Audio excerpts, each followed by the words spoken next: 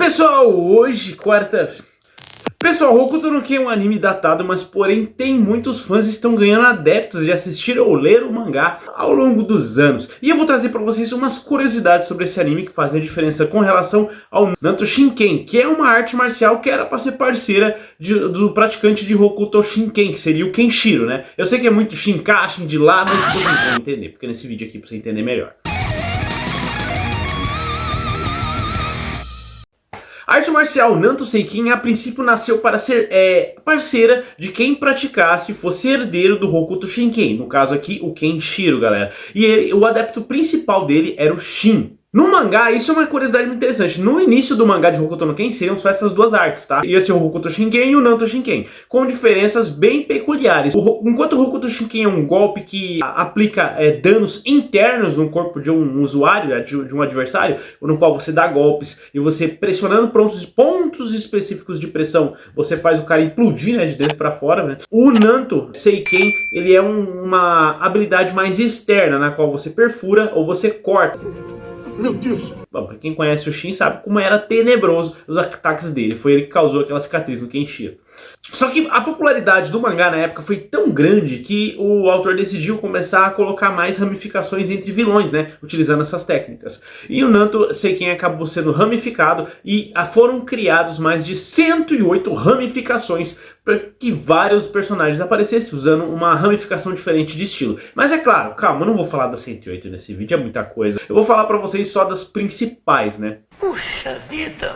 Que seria o punho da garça, o punho da fênix, o punho do flamingo, o punho da águia, o do cisne e também o punho da mãe misericordiosa. Eu acho que é misericordiosa que fala.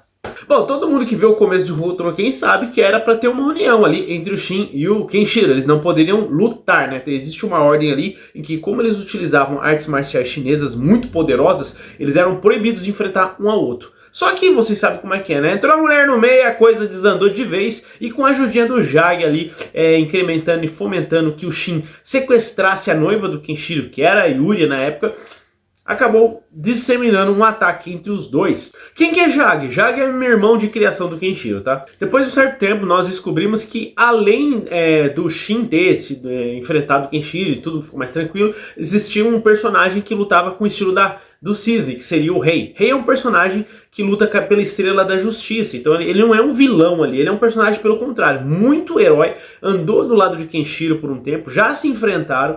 O estilo de luta do Cisne, do Rei, é o mais presente entre vários vilões que aparecem ao longo da história. Não vou abordar eles aqui agora, não vou abordar outras coisas, mas é o que mais é praticado dentro da história de Hokuto no Ken. Claro que eles não chegam no nível do Rei, né? O Rei era muito poderoso nesse estilo de técnica. Quer ver um exemplo bacana disso? O Aniba, aquele personagem idiota que fingiu ser o irmão do Kenshiro, fingiu ser o Toki por um tempo, e ele tomou aquele golpe lá que ele ficou andando ao contrário até, tipo assim, o resto da vida. Ele lutava o estilo do Rei, só que, tipo assim, ele era uma vergonha como aluno desse estilo, né? Você é vergonha da profissão! Cala a boca! Ele aprendeu todas as técnicas, ele sabia o básico ali, o básico do básico, e acabou se lascando e não conseguiu lutar com o Kenshiro.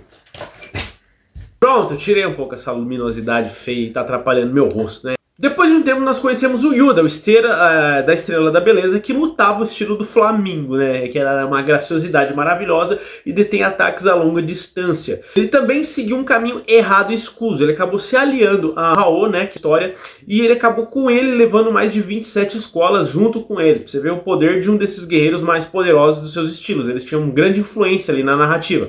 Só que na verdade era um plano por detrás de alguém. Sempre tem alguém fazendo um plano para alguma coisa ali na história de Hokuto no Ken, né? No caso era o Salzar. O Salzar é o guerreiro do estilo da Fênix. Ele é muito poderoso, cara, gente. Pra você ter uma ideia, a primeira vez que o Kenshiro enfrentou ele, o Kenshiro não conseguiu. As técnicas do Kenshiro não surtiram efeito no Salzar. Só que a gente foi descobrir o motivo mais pra frente, que eu não vou tratar nesse vídeo. Tá, tudo bem, vocês devem estar pensando assim, ué, mas pessoal, os lutadores do Nanto Seiken eram pra ser guerreiros que ajudariam o herdeiro do Hokuto Shinken naquele mundo caótico a trazer paz para o mundo. Só que dentre os praticantes do Nanto existe uma certa divisão ali. Aqueles aqueles que procuram a paz e tem aqueles que procuram o benefício próprio, a supremacia daqueles mais fortes, né, no caso. Aí se você talvez já assistiu os meus vídeos vai saber que o Shu e o Rei são pessoas que lutam pela paz. O Shu sempre tentou lutar e criou uma rebelião contra os planos do Salazar, só que ele acabou tendo um final muito trágico enfrentando aquele guerreiro e também para tentar ajudar o Kenshiro. Na verdade, ele, por várias vezes ele se deu ao longo dos anos para poder ajudar o Kenshiro, tanto quando o Kenshiro era criança, depois quando o Kenshiro se tornou adulto. E por falar em Shu, eu já comento para vocês que ele era um lutador do estilo da garça, que é um estilo que luta mais as palmas das mãos abertas e também luta com chutes, que eu acho um dos estilos mais da hora também. Também que eu curto artes marciais com chutes, então eu acho muito bacana a técnica dele.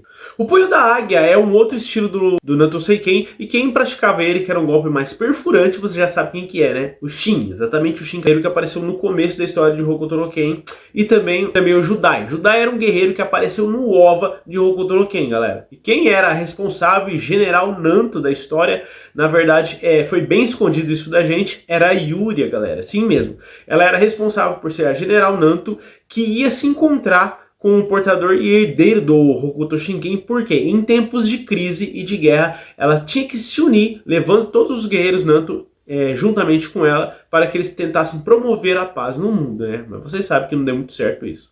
E aí, curtiu essas 6 ramificações principais, né, do Nanto Hokusen? Assim, nasceu o Nanto Shinken e do Nanto Shinken veio o Nanto Hokusen, que aí se ramificou em várias artes marciais. Imagina que você treinar com o Bruce Lee hoje. Para você treinar o estilo Jet Kune-Do, você teria que ir numa escola que eles ensinam Jet Kune-Do. Só que o Jet Kune-Do da época que o Bruce Lee criou até hoje vai ser um pouco diferente, entendeu? Então vai criando ramificações. É por isso que o que você criar de uma habilidade hoje, você vai passar para alguém, vai ser um pouco diferente, entendeu? Mas eu sei uma técnica que vocês todos têm, que é a panelada no like. Essa técnica é a Nanto mais poderoso que tem para crescer canal aqui no YouTube, galera. Então seus comentários, esses cliques que vocês dão aí na curtida, eu agradeço demais. Muito obrigado sempre, pessoal. Mas me fala aí, desses 6 estilos de Nanto, se você pudesse, não é para escolher o Hokuto não, é para você escolher um Nanto, qual que você escolheria? Você seria um adepto da arte mais forte, ataques mais ferozes como o Salazar, que é o punho da Fênix? Você escolheria golpes com mais chutes, ou com palmas de mão mais abertas, assim, como o Shu? Ou você preferia golpes mais graciosos, porém extremamente retalhadores, como o do Rei, que é o punho do Cisne? Ou você preferiria golpes mais à distância, que seria mais o estilo de luta do Yuda? Talvez você prefere perfurar mesmo as pessoas simplesmente utilizando o punho do Shin, que seria o estilo da águia, galera. Deixa nos comentários aí que eu acho muito interessante. Bom, a Yuria eu não vou perguntar, porque o da Yuria propriamente dita, ela não lutava. Eu teria que pesquisar um pouco mais, aí eu fico devendo isso pra vocês.